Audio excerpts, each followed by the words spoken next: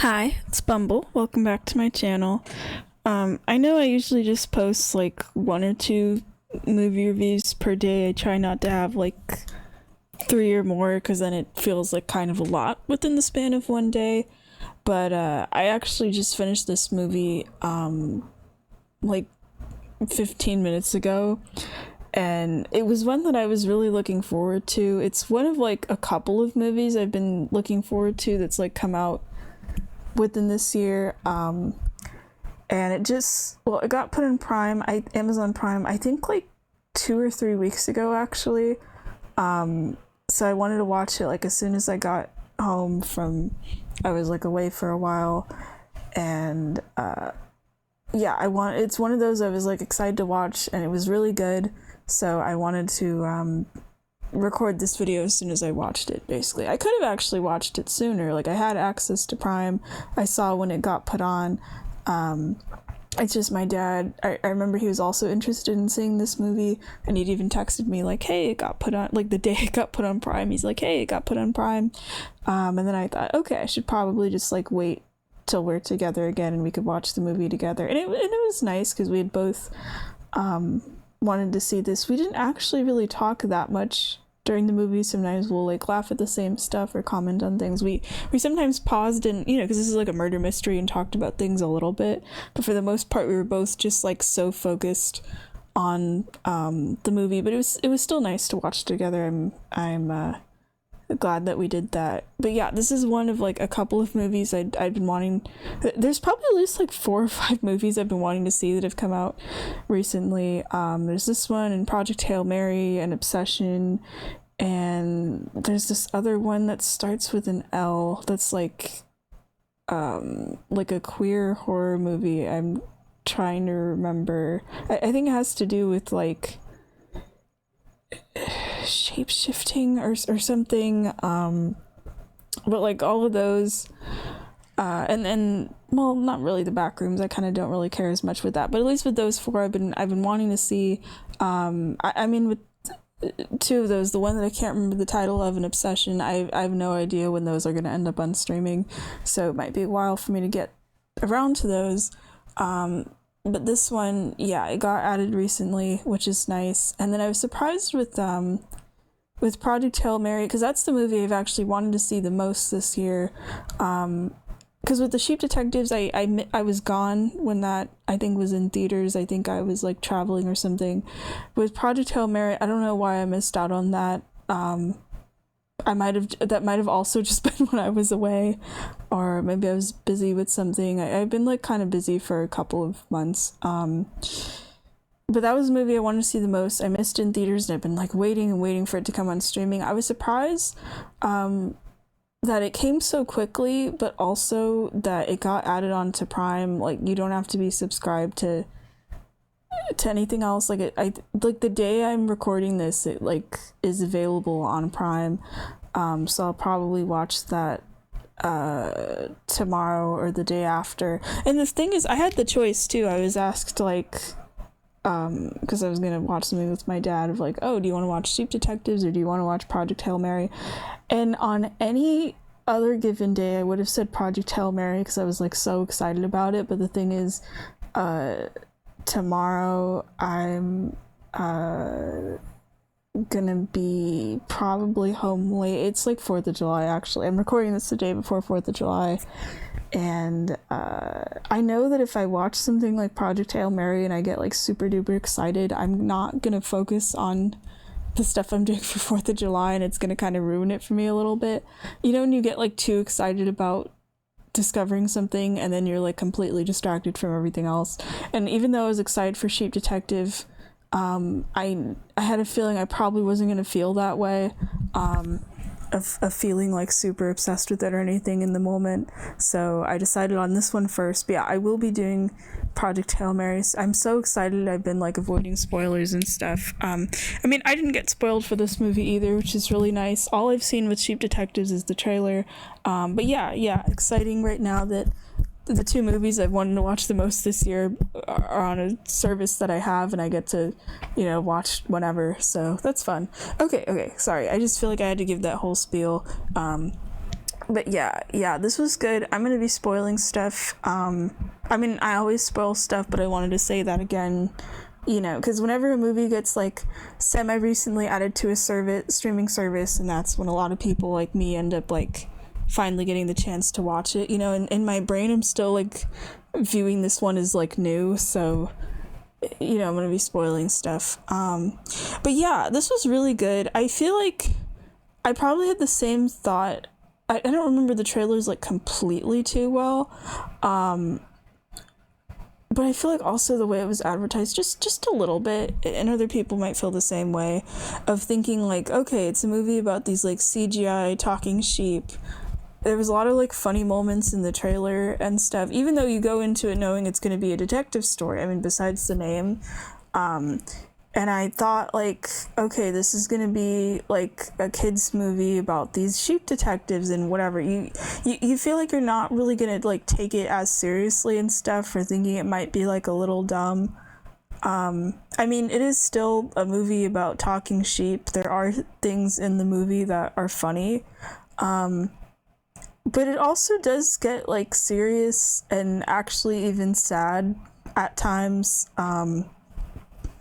There's like a couple of scenes with that. Like, it's a kids movie, but, or at least like family friendly. But I feel like for the parts where it gets kind of sad, or some of the things that the sheep characters learn, where it might not be for like little kids, you know, it isn't just like haha talking sheep movie or whatever. And that was really nice, actually. I mean, I don't go in the trailers for like all these movies thinking it's gonna be like, oh, it's gonna be for little kids or whatever, but it kind of felt from the trailers a little bit like it might be potentially that way. I mean, I didn't get spoiled with anything in the movie like plot wise before going in, which is, you know, that's always great for when you're going for a detective anything, really, you know, like a murder mystery situation, because this is a murder mystery movie. It's always nice when you can go in blind. But what I did know is that people liked it, and they were surprised of like, oh yeah, it does take itself seriously. So I knew that going in, you know. I heard that some people had cried. I didn't cry, but there were parts that were sad. But yeah, it's nice. It subverts your expectations like that. Actually, I feel like that kind of has been happening a bit more with some of the movies I've been hearing about, talked about on like social media and stuff. Like, there's a Minions movie that just came out, which I'm also gonna see, because like I liked the two other Minion focused movies, but there's one that's about like 1920s Hollywood or whatever, that people are saying is like a love letter to cinema, even though, you know, it's the Minions. So that's kind of nice, you know, movies that have been subverting our expectations recently. In terms of the sheep characters, I really liked them. I think the thing I'm a little disappointed by, but I understand why, in terms of like, you know, the story and having it go at like a normal pace and stuff, is that I went into this, I think because it's like you see all these different sheep in the trailers, and you know, it's called the Sheep Detectives. I thought it was going to be about like this entire group of sheep that were going to like follow the try to solve the murders, and maybe each one was like good at gathering specific clues or whatever. But then in actuality, because it is like a pretty big sheep flock, but then in actuality it's only like 4 sheep that are like helping with solving the murders, and it's mostly really like 2 sheep that are going around the human town collecting clues, but it's really just 1 sheep that is like the detective, basically. I mean, all of those 4 sheep I do think get kind of developed. I'll talk about that and stuff, but I was a little bit bummed we don't see more of the other sheep. Like, there's some sheep, I mean, there's like other ones that are helpful, and there's some that you can tell are kind of, I mean, not like just there to be funny, but like, you know, they're not going to be the ones to like solve any murders anytime soon. But yeah, all of the sheep have different names and personalities and everything. And I like that their designs stand out enough where even if I'm just hearing their voices, I can like tell, or if they're not saying anything, you know, you can like tell who's who. They're kind of somewhat some of them are like named based on like their appearances and stuff. Like there's one called Wool Eyes who has like wool over his eyes, for example. But yeah, the sheep are all pretty distinctive. It's like I liked the whole flock so much that I wish it was I could see more of besides the sheep that are like actually trying to solve the murders. But yeah, I'll talk about the sheep, I'll talk about the plot, and I'm gonna, you know, be spoiling some stuff with the movie. So there's this shepherd character, he's played by Hugh Jackman, and he owns all these sheep, and every night he likes to read to them, and he reads them detective novels. And I like how in his little introduction, it's not just him introducing, you know, all of his sheep. It's kind of nice. It's in the form of a letter. Actually, it's like the narration of a letter that he's writing, which is like introducing us, the viewer, to the sheep as well. But like he reads them these detective novels, and he keeps saying like, "Oh, I like to think that the sheep can understand me, but I understand they're just sheep." And then later, you know, early on, you find out, you know, the sheep can talk and they're intelligent and everything. I mean, the thing is, the sheep actually, they can't talk to humans, they can just talk to each other.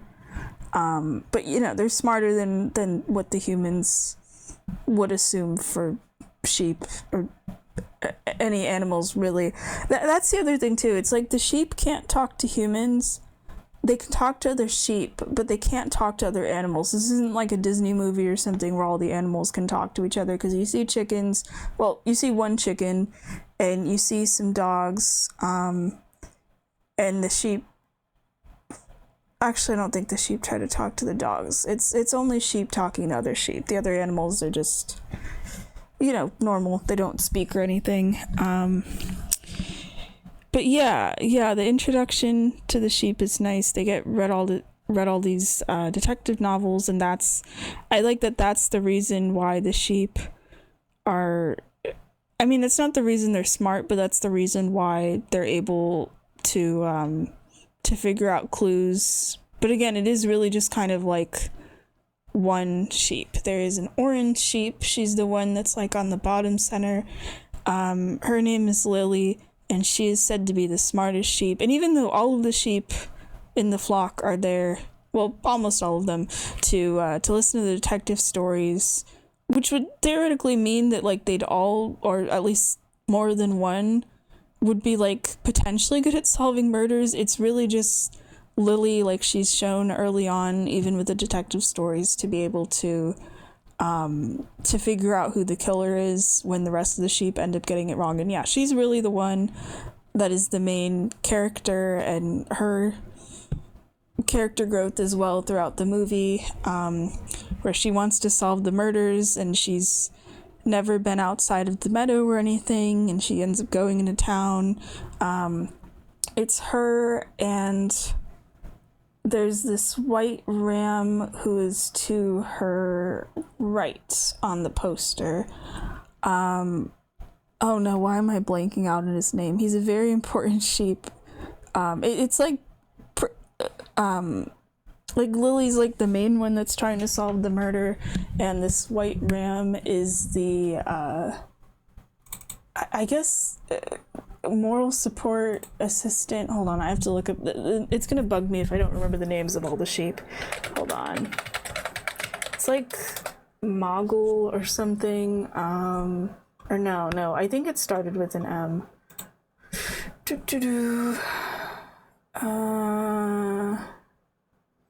Wait, was I right about that? Oh, not Moggle, Mopel. I'm sorry, I knew it was something with an M. Yeah, he's this sheep, and he doesn't forget things. I guess basically like photographic memory, because the sheep have this thing, the rest of the sheep, I don't know if this is like a sheep, I don't know enough about sheep to be able to to know if the movie is accurate to sheep behavior, but the sheep in this movie have this thing where they will choose to forget something and they'll close their eyes and they all count to 3. But the thing is, they do forget it. They don't remember after that, except for this one sheep. It's not like they're choosing, hey, we're gonna forget and we're gonna make you not forget and you're gonna have to remember everything. It's more so that the sheep, Mopul, he's always just been like that. He can't forget anything. So he comes along with Lily. I kind of thought he was going to be more important in the sense of his memory ability. Like, as soon as you see the first time the sheep try to forget anything and that, hey, this one sheep can remember stuff, I just immediately assumed, okay, there's going to be like some kind of scene towards the end where maybe like he suddenly remembers like an important clue that all the sheep like willingly made themselves forget. But no, it's Molly that's the one that's like constantly figuring things out. So I thought that was interesting of having a character.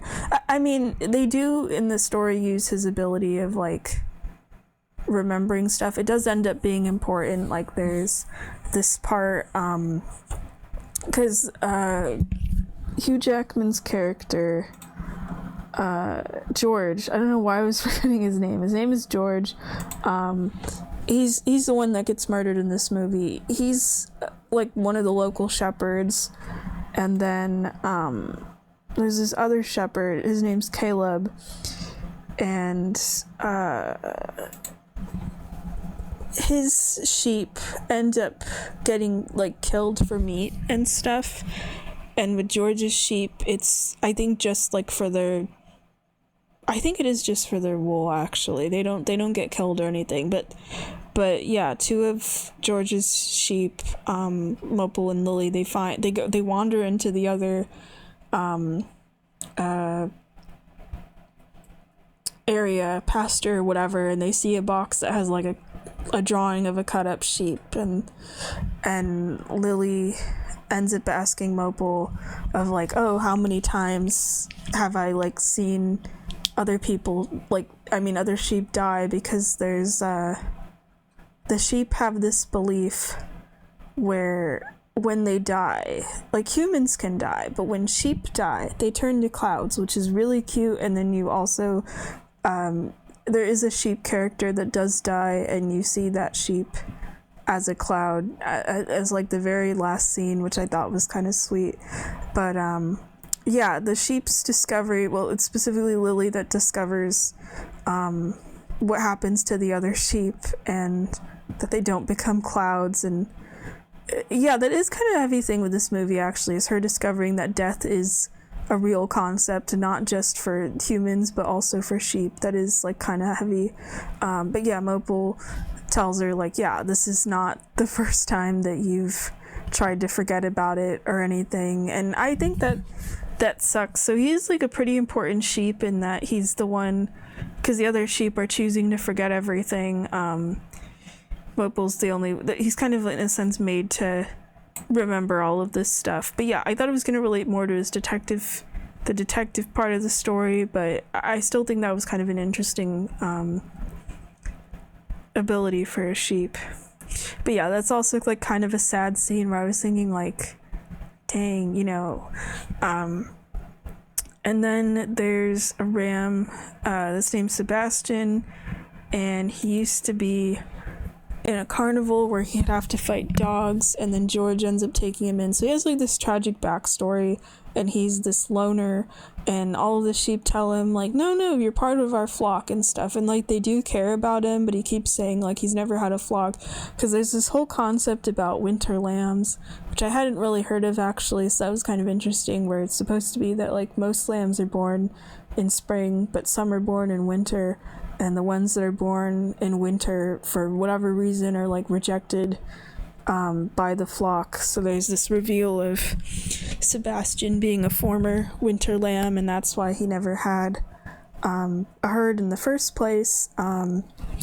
He's actually the sheep that ends up dying, and that is like a pretty sad scene. I feel like once the scene starts, you can like kind of tell, though. It's at the point of the movie, like I mentioned, when Lily and Mopel end up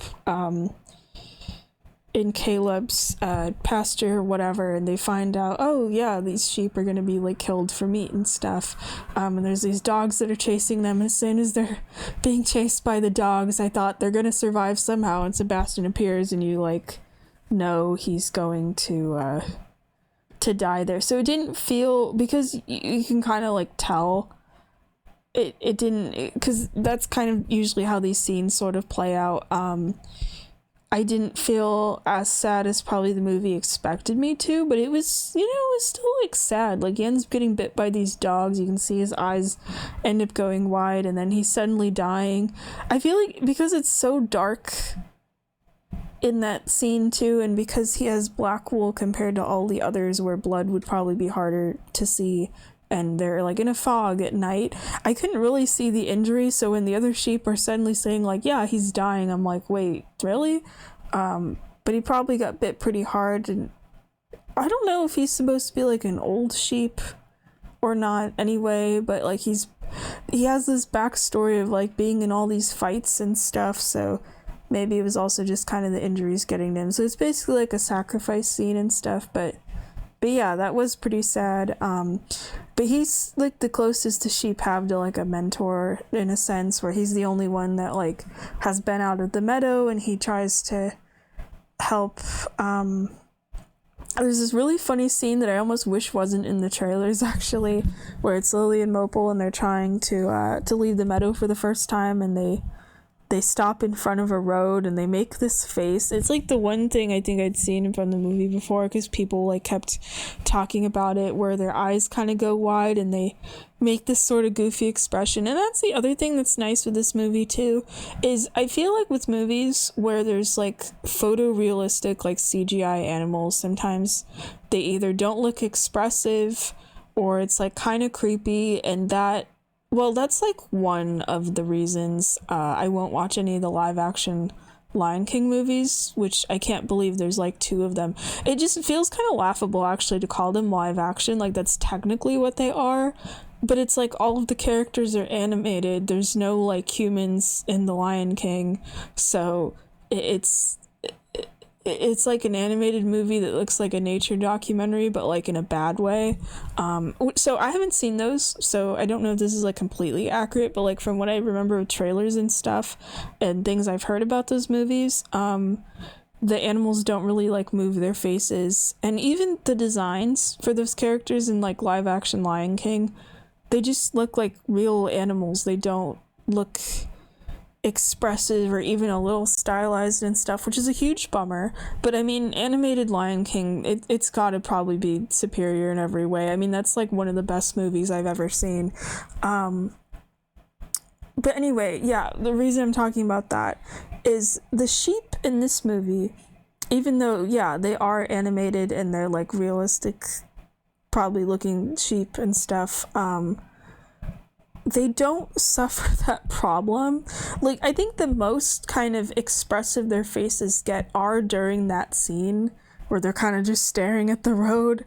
And it's in a way where it's like, yeah, that looks like it would be an expression like an animated like character would have and stuff, which is really cool. But it doesn't look unnatural or anything. And even just the sheep's default look, which is how they look on the poster, like you can tell what emotion they're feeling and stuff, like the way they move their ears or their eyes. It's especially with the eyes too, they just look really expressive when they're like, showing what the sheep are feeling and everything.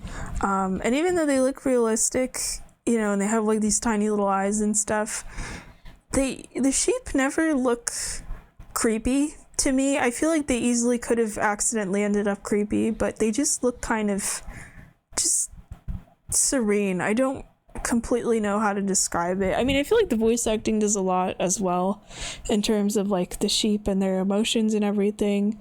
I thought all the voice acting was great.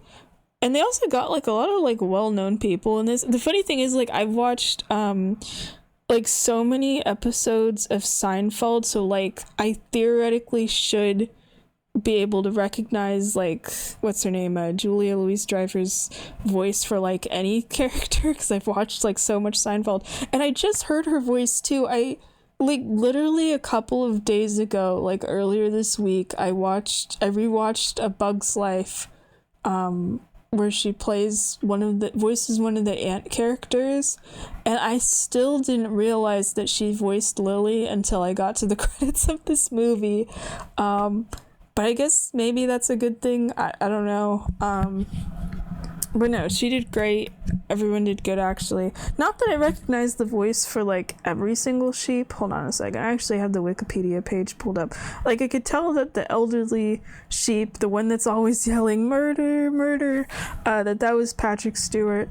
But I feel like I recognize him on a lot of stuff. Like, Bryan Cranston, I mean, I mostly think of him, you know, like Walter White and everything. As Sebastian, I didn't recognize him. There was a fainting sheep character. I know that one's voiced by Lorraine Newman. I watched the movie and I still don't remember who the fainting sheep was. Like, I got to the credits and I pointed it out to my dad and he didn't remember either. That's okay. That's my excuse to watch the movie again. But yeah, I thought all the voice acting for the sheep was good. Because I know there's that thing where it's like, oh, you'll cast, like, popular people instead of, like, professional voice actors and stuff. And I would prefer, like, you know, professional voice actors. And so not that any of the people I've named, like, haven't voice acted anyone. I know that's not, like, true and that they have. But I thought, you know, they all did a good job as, like, these sheep characters and stuff. Okay, right, yeah, so Lily, Sebastian, but yeah, Sebastian's an important character. He ends up being Lily's friend, and then he ends up dying. I think it's like halfway through the movie, actually, and that was pretty sad. And there's Mopple. I liked Mopple, actually. I thought he was pretty cool. And then there's another sheep who's referred to as the Winter Lamb, and this is another spoiler thing with this movie, because that sheep does end up getting a name. There's something that's kind of interesting to me, actually, about characters where it's like they either don't have a name or aren't referred to anything throughout, like, the entire story until, like, the very end, where they're, like, named in some way, whether it's, like, a name that's important to the story or not. There's something about that, of them just kind of given an identity at the end that just feels very meaningful.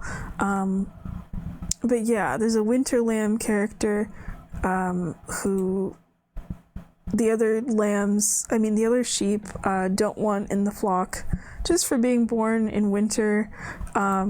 He's named George at the end, and Lily seems to, like, not just welcome him into the flock, but kind of body language looked like maybe adopt him as, like, a lamb to raise or something. They're, like, kind of nuzzling in a way towards the end where he's, like, very close to her, where I thought, like, yeah, mom would probably do that to her child or something.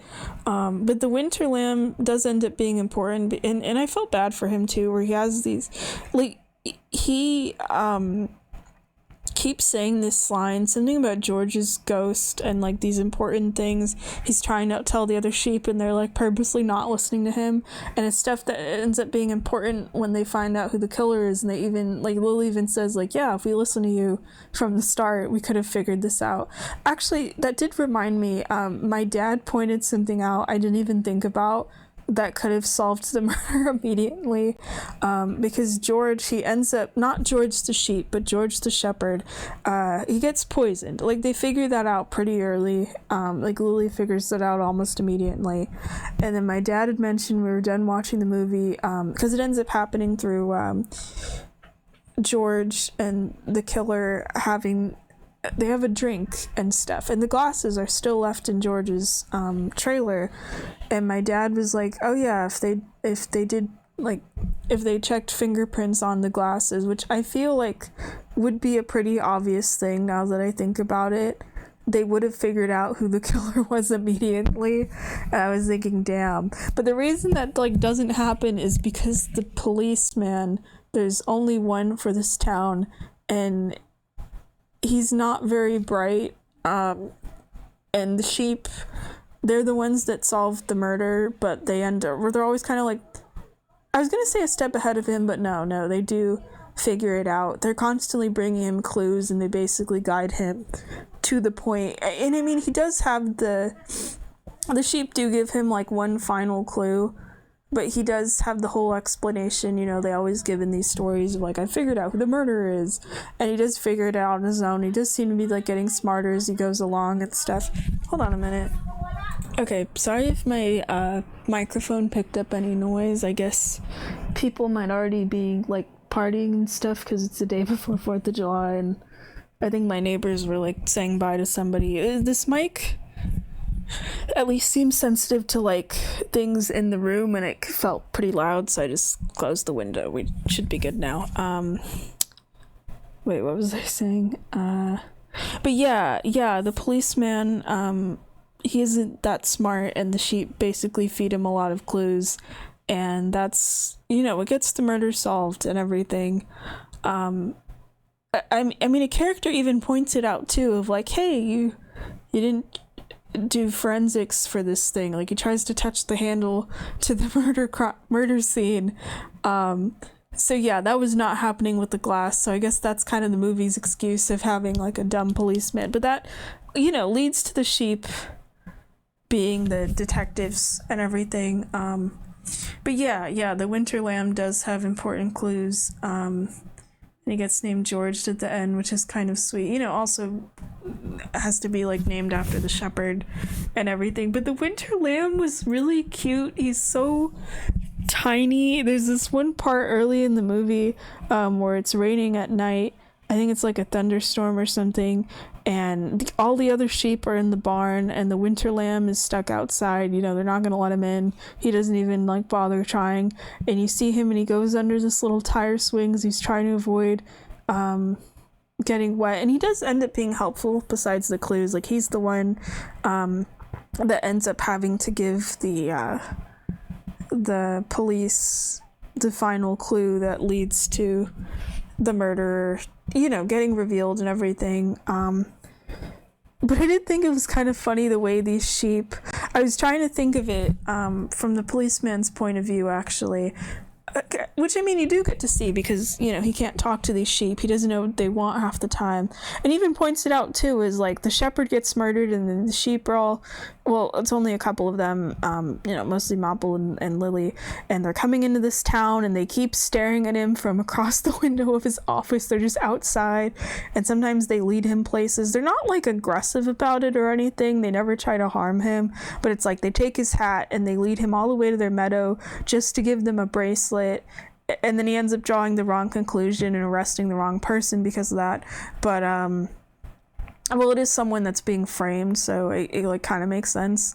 But they have a bracelet, and they're like, what should we do with this? And I thought, okay, they're gonna give it to the policeman, but no, they lead him all the way to the field just to have him take the bracelet, which they've left on the ground. That's just funny to me. The sheep and their misunderstandings about the human world were also kind of funny to me. Like, there's this one part, because there's a church in this town, and the sheep are talking about God, and it's like all of these things about like his body being eaten on Sunday, and he's a lamb, but he's also a shepherd. It's like all of these things that you hear, you know, in a church, and you never really like think about it too much. Like, it makes sense when you're like given more, you know, context in the church teachings and stuff, but for these sheep, they're only hearing some of these like phrases, and then they end up assuming that like God is a beaver or whatever. That was kind of funny. The bracelet that I mentioned, they don't call it a bracelet, they call it the circle of the ring of never ending or something like that, which I always find that thing kind of funny. It reminds me of Pikmin. If you've ever played, well, specifically like Pikmin 2, but like the other ones kind of also count. I was thinking of Pikmin 2 because I think that one probably is like the most treasure. You know how like Olimar isn't from Earth and stuff, but Pikmin seems to take place on Earth, so he's finding all of these like human treasures, you know, where like humans know, like, yeah, that's a toothbrush or whatever, but Olimar has no idea. It's just this huge object. So the treasures in Pikmin are always given these like kind of descriptive names because the person naming them doesn't know. Well, it's not Olimar that names them, but you know, it's like names that fit as descriptors, and that's exactly what the sheep do for the bracelet. So that was just that was kind of funny to me. Or they refer to the detective novels as the nighttime stories or something like that, which makes sense. I only read these books at night anyway. But yeah, the sheep and their view of the human world is kind of funny, but you know, also kind of sad in terms of more serious topics of like the sheep having to, just the fact that these like very sweet sheep have to like Lily specifically, like having to learn what death is, where they're so innocent, where they think that sheep turn into clouds, that they're sheep. It's sad. They don't need to know these things. I mean, animals do die and stuff, and they probably recognize that they die, but within the world of like these sheep, that they're forced to learn about death bums me out. But yeah, the fact that the winter lamb ends up getting accepted into the flock at the end is really nice, actually. That was like the one thing I was wondering about by the end of the movie.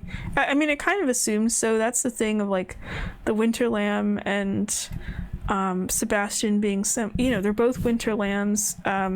So Sebastian knows what it's like, and Lily learns from him and realizes like, okay, why am I even excluding this sheep? I should probably, you know, let him into the flock. And then he's finally given a name at the end. And that kind of just really ties it all together. In terms of the human characters, you're introduced to all these suspects and you're like, all of these people have a motive. I was kind of wondering in terms of the townsfolk as I was watching the movie of like, maybe it's this person, maybe it's this person. Not like people kept being suspicious, but it was more so of like, I thought, oh, maybe these people in terms of, motives might have a stronger reasoning than others. But then I noticed that was like all the people in the town, or most of them, not really getting much of a focus after they're introduced. I'm like, okay, it's gonna be like none of these people, and you're led to believe, along with like the sheep and the policeman, well, not really the sheep actually, it's that George's daughter is suspected, especially because there's these rules that the sheep mention about for murder mysteries of like, it's always a drifter and they always return to the scene of the crime. And what was the other ones? I think it was like the victim is the one that has the most important clue, which ends up being the thing that lets them actually figure out who the murderer is. So you're led to believe it's the daughter, but it's not the daughter. It's kind of interesting actually, because I was suspecting the drifter character, who ends up showing up to town like right before the murder happens. And it wasn't because he was a drifter, it was because he's the character that is immediately wanting to investigate because he's a journalist, and he tries to tell the police, as soon as he's telling the policeman actually of like, hey, I took all these photos, let me share with you the photos and we can work on this case together. I mean, not that every character that works with a detective or police person in these kind of movies is the murderer or something. I mean, you're kind of led to believe a similar thing with Knives Out, where, you know, it's suspected to be what is her name? Martha, where she's helping the detective character, and it turns out to not be her. But yeah, seeing this guy who's immediately wanting to investigate with the help of the police, I thought, oh, that's probably like a perfect excuse, of like, you're assigning yourself the role of assistant, so how could you be the murderer? That was the thing I found suspicious more than anything else. But what actually ended up surprising me, it was two things. It was the identity, the actual identity of this journalist character. I wouldn't have suspected at all. But also, the color green is a thing that's important. It's this thing of like blue and yellow make green. And the blue is from this medicine, this like sheep medicine that George ends up making. And I was like, why is it blue and yellow make green? What's the yellow? Well, the yellow actually turns out to be hair dye, and I wouldn't have guessed that ever, probably. And I didn't realize the sheep had figured out once it's the point of the movie where it's like the policeman is, you know, telling everybody who the murderer is and explaining the motive and everything, you know, the reveal of the killer. Yeah, I wouldn't have guessed it was anything with hair dye. Of where the yellow came from the even when it was showing the scene of where the yellow came from, I didn't even think about that. But yeah, the big reveal that the drifter journalist character is actually George's son. I mean, I guess it is a little suspicious, the son as a character, because he does not show up for the will reading. He's on a phone call, and then it turns out it's just the guy in a room, in like a different room. I mean, one of the things I did find kind of suspicious, there was like a couple of things. Like early on, you see this blue thing that has a green stain on it. I thought it was a piece of clothing, and I was waiting to see the reveal of like which character it belonged to. And then it said towards the end of like, oh yeah, it was this pillowcase or whatever. And I was like, oh, okay, it's like someone that stayed at the hotel. I didn't like think about that. Or there's this one part when the Winter Lamb is having to draw some stuff on the floor, and it was showing that's the point where I figured out, okay, it's the sun. But I wasn't sure if that's what the movie was trying to say, where there's like this yellow and green smudge on the ground, and the movie, I think, was kind of trying to show like the sheep trying to show the detectives like, hey, blue and yellow make green, that's like your final clue.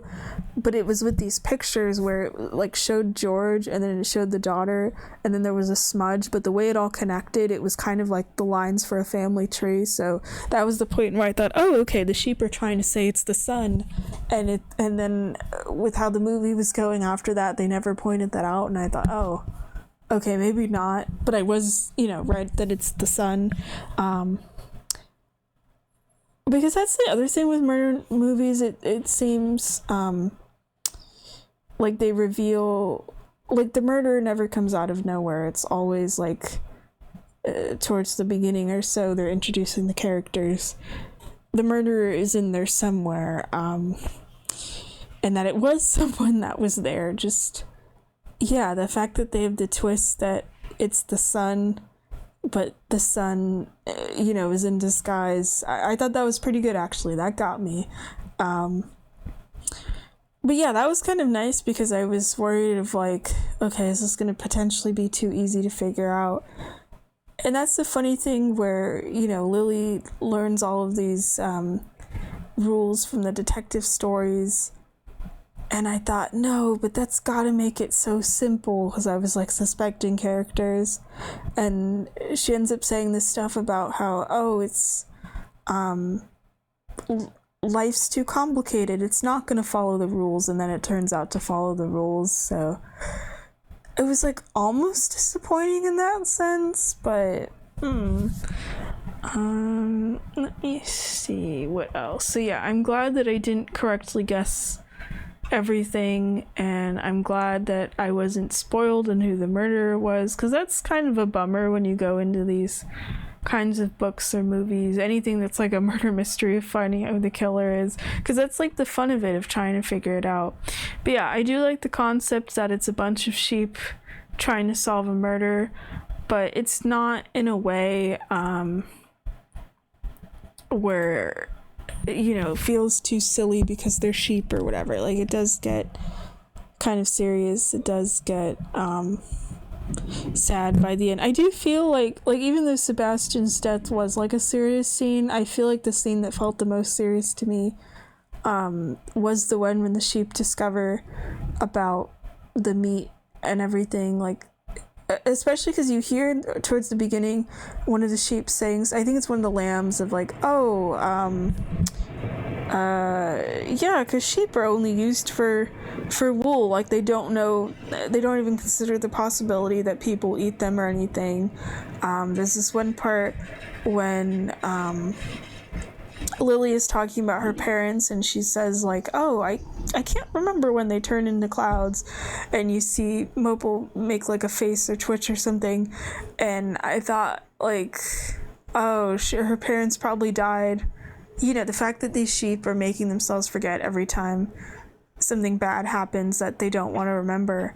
And that's like another lesson in the movie of like people, there's like a quote, something of like people will stay alive only if they're like alive in your memory or something like that. Like Lily at least has to learn, to deal with the uncomfortable truth of remembering things, and she stops forcing herself to forget stuff. But then I was thinking, like, I wasn't sure if the movie was hinting at it actually, and I was almost waiting for a character to talk about it, like when Mopal was talking about, yeah, I remember everything, and you have seen sheep die before and stuff. It's a conversation they have like right after Sebastian dies. I was waiting for some kind of reveal of like, oh yeah, your parents were turned into meat or something like that, but I think it was just kind of trying to say of like, oh yeah, her parents died and she doesn't remember that day. She just knows that they turned into clouds and stuff. But yeah, I think that is sad for the sheep, that they choose to forget things. But at least the movie does have a happy ending where the daughter, who turns out to be a good person, she's like falsely accused of murder, she ends up taking ownership of all the sheep, and she cares about them and their names and everything. I do think it was sweet, like naming wise. You learn that George's deceased wife, or I'm assuming deceased anyway, that's how they talked about her, was named Lily. So the fact that he named the smartest sheep Lily is sweet. And there's something my dad pointed out about when we finished the movie, because there's this $30 million, that's what the son character was trying to go after. And he was like, was the money real? What happened to the money? And I ended up having to Google it, because there's like a will, and then there's like a forged will to make it seem like the daughter had a motive to kill her dad. But the money was real. It was made off of sheep medicine, and the money was donated to charity. It was like an animal charity, which I think is really nice. But then I was also thinking, this daughter character, Rebecca, not only has all of her father's sheep and his land, and she's not gonna like sell the sheep for meat or anything, but caring for those sheep alone is probably a lot of work. But then she buys all of these other sheep, the Caleb's sheep that were going to be like slaughtered and stuff. So it's cool. She has all this land and all this sheep. I mean, maybe she now has like a ton of wool and it's like profitable and stuff. But I was thinking, like, he couldn't just leave her at least a little of the money. I mean, not just because she ended up getting put up for adoption and everything, and it's his kid, but